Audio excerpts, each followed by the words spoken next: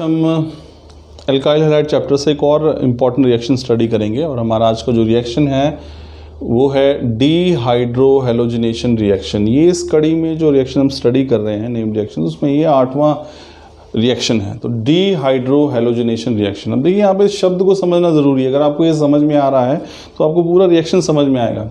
सबसे पहले तो यहाँ पे इस शब्द को समझते हैं। डी का मतलब होता है टू रिमूव और लॉस, यानी कि जब आप किसी रिएक्शन में से किसी को निकाल देते हैं बाहर या उसकी कमी हो जाती है या उसका ह्रास हो जाता है तो उसको बोलते हैं हम डी शब्द में। जैसे डी कार्बोक्सिलेशन, तो डी कार्बोक्सिलेशन मतलब जहाँ पे कार्बन डाइऑक्साइड आपने बाहर निकाल दिया है। इसको हम हिंदी में वी कार्बोक्सिलीकरण भी कहते हैं।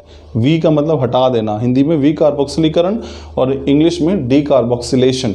तो यहाँ पे डीहाइड्रोहैलोजिनेशन रिएक्शन, तो यहाँ पे क्या निकलेगा? डी का मतलब हटाना या निकालना, हाइड्रो मतलब हाइड्रोजन, हैलोजन मतलब हैलोजन यानी कि क्लोरीन ब्रोमीन आयोडीन, और रिएक्शन मतलब जो है आपके पास रिएक्शन।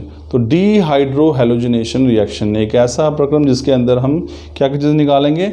एक हम निकालेंगे हाइड्रोजन और दूसरा निकालेंगे हम हैलोजन, यानी कि HCl निकलेगा या HBr निकलेगा। इसको हम बोलेंगे इस रिएक्शन को डीहाइड्रोहैलोजिनेशन रिएक्शन। तो देखिए उसमें क्या है, इसकी वर्डिंग्स देखिए।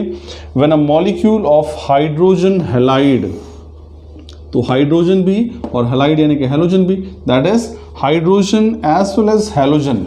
तो अगर किसी भी रिएक्शन के अंदर आप एक मॉलिक्यूल हाइड्रोजन हैलाइड का बाहर निकालते हैं या फिर हाइड्रोजन और हैलोजन एटम अगर आप उसमें से लॉस होते हैं, इज लॉस फ्रॉम, किस में से निकालना है बाहर? एल्काइल हैलाइड में से। यानी कि हमारे पास एक एल्काइल हैलाइड है, उसमें से हम एक मॉलिक्यूल जो है हाइड्रोजन हैलाइड का निकाल देंगे।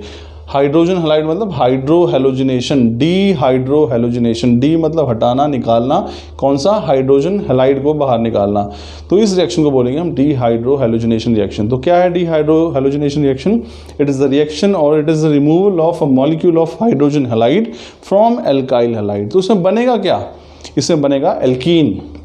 देखिए हमारे पास क्या है, ये हमारे पास हो गया एल्काइल हैलाइड यानी कि ब्रोमोइथेन, और ब्रोमोइथेन की ट्रीटमेंट किससे करा रहे हैं हम? KOH पोटेशियम हाइड्रोक्साइड से ट्रीटमेंट करा रहे हैं। तो इसमें एल्कीन बनेगा, इथीन बन गया, साथ में KBr एंड H2O।